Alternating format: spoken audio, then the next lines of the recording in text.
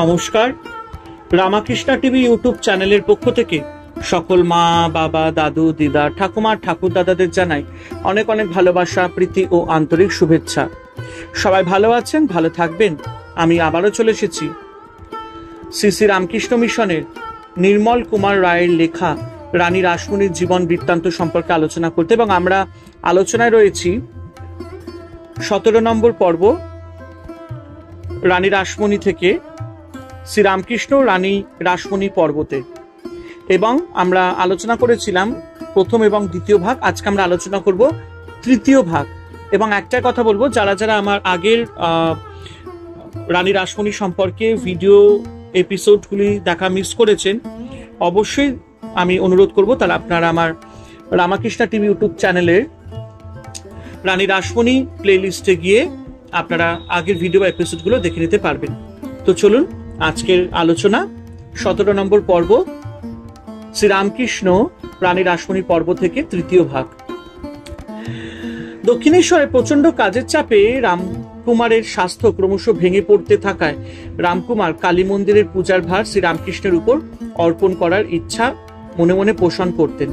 সেই জন্য প্রথমেই শ্রীরামকৃষ্ণকে কালী পূজার জটিল ক্রিয়াকলাপ, আসন, মুদ্রা প্রভৃতি তিনি নিজে শিক্ষা দেন এবং উপযুক্ত তান্ত্রিক গুরুর সাহায্যে তার তান্ত্রিক দীক্ষার ব্যবস্থায় আগ্রহী হন। কামারপুকুরে থাকাকালীন রামকুমার নিজেও উপযুক্ত গুরুর কাছে দেবী মন্ত্র গ্রহণ করেছিলেন, কারণ শাস্ত্র অনুযায়ী তান্ত্রিক দীক্ষা গ্রহণ না করলে শক্তি পূজায় অধিকার জন্মায় না। সেই সময় কলকাতায় বৈঠকখানা পল্লীতে একজন সুপণ্ডিত ও প্রবীণ তান্ত্রিক সাধক কেনারাম ভট্টাচার্য বাস করতেন। তিনি প্রায় দক্ষিণেশ্বরে কালী মন্দিরে আসতেন বলে মা ভবতারিণীর পূজক রামকুমারের সঙ্গেও তার খুব ঘনিষ্ঠতা জন্মায়। ভবিষ্যতে মা ভবতারিণীর পূজার জন্য শ্রী রামকৃষ্ণকে শক্তি মন্ত্রে দীক্ষা দেওয়ার অভিপ্রায় রামকুমার শক্তি সাধক কেনারামকে এই কাজে ব্রতী করেন এবং কেনারামের কাছেই যথাসময় 1855 থেকে 56 খ্রিস্টাব্দ শ্রীরামকৃষ্ণ প্রথম শক্তি মন্ত্রে দীক্ষা গ্রহণ করেন। প্রসঙ্গত উল্লেখ্য, জ্যৈষ্ঠ ভ্রাতা রামকুমারের ব্যবস্থায় মহান গুরু কেনারামের কাছে শক্তি মন্ত্রের দীক্ষা গ্রহণ করা মাত্রই শ্রীরামকৃষ্ণ ভাবাবেশে সমাধিস্থ হওয়ায় কেনারাম তার জীবনে এই সর্বপ্রথম এক ভাব সমাধিস্থ যোগীকে দর্শন করে মুগ্ধ হন এবং শিষ্যের ইষ্টলাভের জন্য প্রাণ খুলে আশীর্বাদ করেন। এরপর থেকে শ্রীরামকৃষ্ণ অন্তরের ব্যাকুলতার সহায় বৈধি ভক্তির নিয়মাদি উল্লঙ্ঘন করে ক্রমে ক্রমে নিজেই রাগানুগা ভক্তির পথে অগ্রসর হন এবং গুরু কেনারামের আশীর্বাণী সফল করে শ্রী শ্রী জগন্মাতাকে প্রত্যক্ষ দর্শন করেন। শক্তিমন্ত্রে দীক্ষা গ্রহণের পর মা কালীর পূজায় শ্রীরামকৃষ্ণের অধিকার আশায় রামকুমার তার পরিশ্রম লাঘবের জন্য শ্রীরামকৃষ্ণকে মা কালীর পূজার ভার দিয়ে নিজে অল্প পরিশ্রম সাধ্য রাধাকৃষ্ণের পূজার ভার গ্রহণ করেন। এইভাবেই মথুর মোহন বিশ্বাসের অনুমতি নিয়ে দুই ভাই দুটি মন্দিরের পূজার ভার পরিবর্তন করেন এবং রানী রাসমণি দেবীও তাতে সম্মতি দান করেন।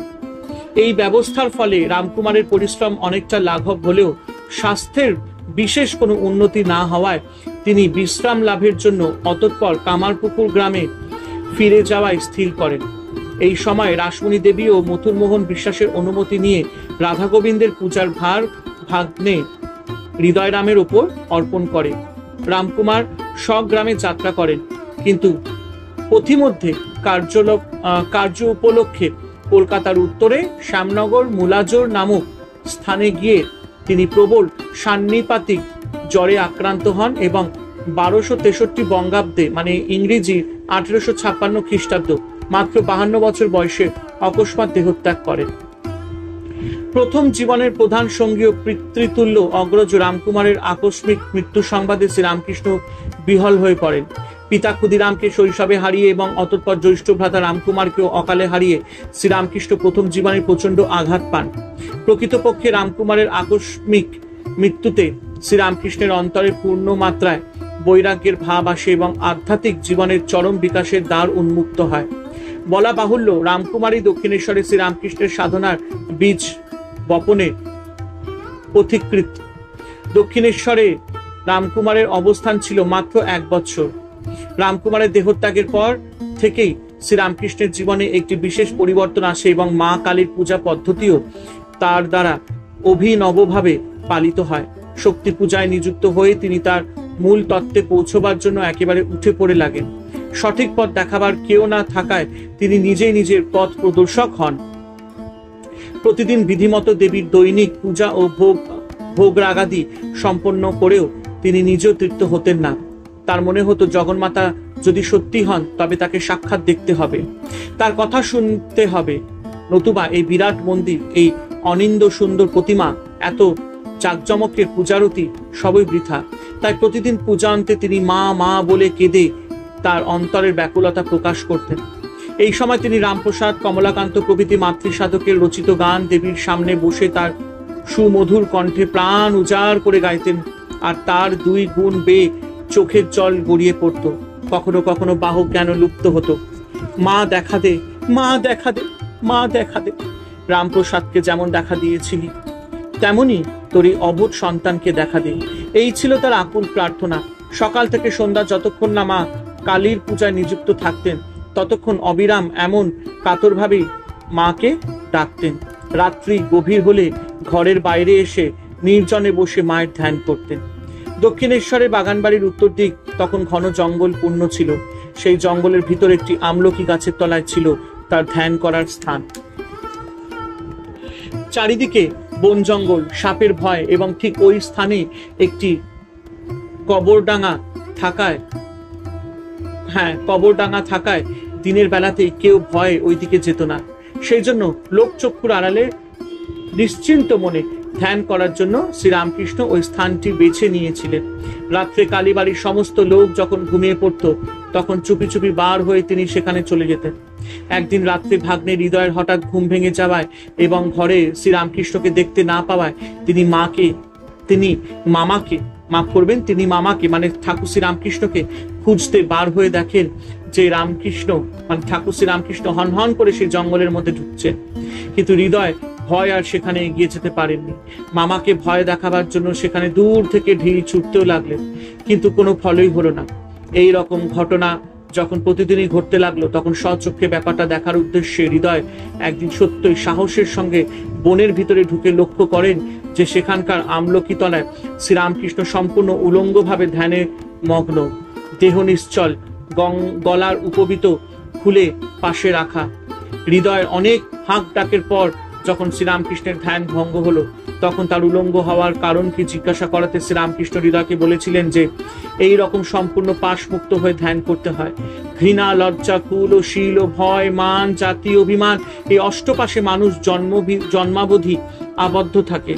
পৈতে গাছটি অবধি গলায় থাকলে অভিমান জন্মায়। আমি ব্রাহ্মণ বর্ণশ্রেষ্ঠ, তাই ধ্যানের সময় সবকিছু ত্যাগ। এইভাবে ঈশ্বর দর্শনের জন্য শ্রীরামকৃষ্ণের অন্তরের ব্যাকুলতা দিন দিন তীব্রভাবে বাড়তে থাকে এবং ঈশ্বর লাভের অন্তরায় স্বরূপ নিজের অভিমান নাশের উদ্দেশ্যে নানাভাবে দীনতার আশ্রয় গ্রহণ করেন।